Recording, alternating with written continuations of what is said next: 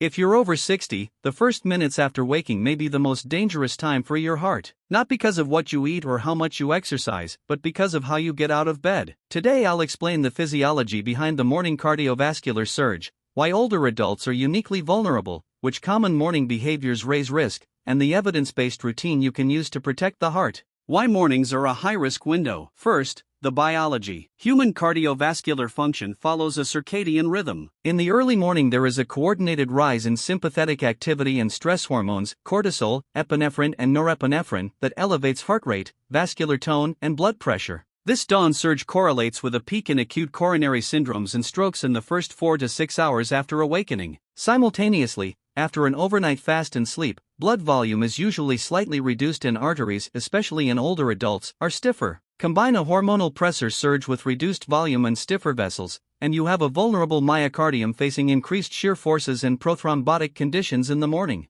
Age-related decline in BP regulation. As we age, the reflex systems that rapidly stabilize blood pressure become less effective. Baroreflex sensitivity, the reflex that adjusts heart rate when blood pressure changes, declines with age. Older adults therefore show blunted cardiovagal responses and increased blood pressure variability. Practically, that means when a senior stands quickly, their heart rate and vascular responses are often delayed or inadequate, increasing the chance of a large transient blood pressure fall or an exaggerated sympathetic overshoot. Add common age factors, diuretic or antihypertensive medications, overnight dehydration, diastolic dysfunction, and the margin for safety narrows. Orthostatic hypotension, definition and clinical importance. Orthostatic hypotension, OH, is defined as a drop of greater than or equal to 20 mm of mercury systolic or greater than or equal to 10 mm of mercury diastolic within 3 minutes of standing. In older populations, OH's common estimates range from 10% in community-dwelling older adults to much higher rates in frail, institutionalized patients.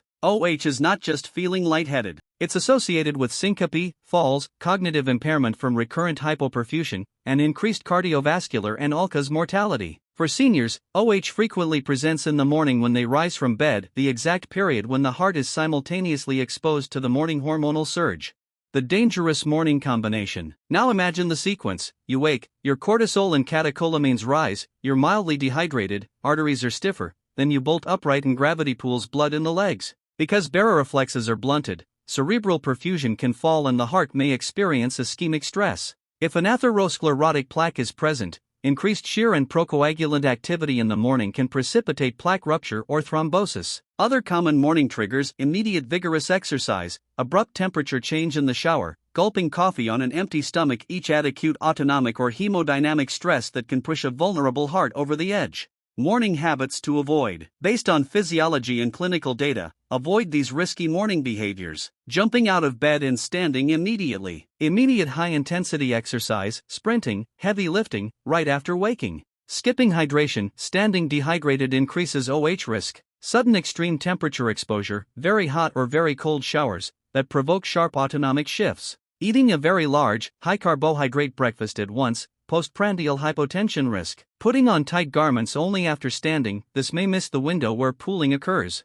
Evidence-based safer morning routine. Here is a concise, evidence-based routine you can recommend to patients or practice yourself. I'll call it the 3-step morning protection. Step 1. Hydrate while still seated. Drink 400 to 500 ml of water before standing. Controlled trials show a water bolus raises blood pressure and improves orthostatic tolerance. Step 2. Sit, mobilize, then stand. Sit on the edge of the bed for 60 seconds. Perform ankle pumps, calf contractions, or seated marching for 30 to 60 seconds to activate the skeletal muscle pump. Then stand slowly and pause for 30 to 60 seconds before walking. Step 3. Warm up, not sprint. If exercising, begin with gentle mobility and low-intensity movement for several minutes. Evidence suggests some older hypertensive cohorts derive better autonomic and BP adaptations from later-day exercise than immediate morning high-intensity work. If necessary, shift intense workouts to later in the day. Additional measures for higher-risk patients. Compression garments, properly fitted, 30 to 40 mm of mercury, can be put on while supine to reduce venous pooling and improve standing BP, AFP/clinical guidance. Head of bed elevation, 10 to 20 degrees, can blunt overnight fluid redistribution for some patients. Medication timing review. Consider taking certain antihypertensives after breakfast rather than immediately at waking. Coordinate with the treating clinician. Balanced breakfast, moderate protein and complex carbohydrate. Avoid a massive simple carb load that triggers postprandial BP drops.